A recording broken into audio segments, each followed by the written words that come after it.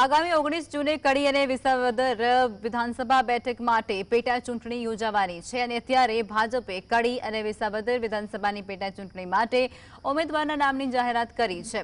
આ યાદીની અંદર સીઆર પાટીલ, ભૂપેન્દ્રભાઈ પટેલ, વિજય રૂપાણી, નીતિન પટેલ, મનસુખ માંડવિયા, પુરુષોત્તમ રૂપાલા, જીતુભાઈ વાઘાણી સહિત 40 સ્ટાર પ્રચારકોની યાદી પણ તૈયાર કરાઈ છે।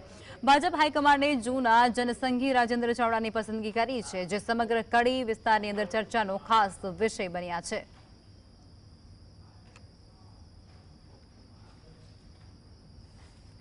ભાજપના સ્ટાર પ્રચારકોની યાદી પેટા ચૂંટણી માટે તૈયાર થઈ ચૂકી છે અને તેની અંદર તમામ દિગ્ગજ નેતાઓ, જેની અંદર મનસુખ માંડવિયા જેઓ અત્યારે કેન્દ્રીય મંત્રી છે તેમનો પણ સમાવેશ થઈ રહ્યો છે, તેઓ પણ હવે સભા ગજવતા જોવા મળશે।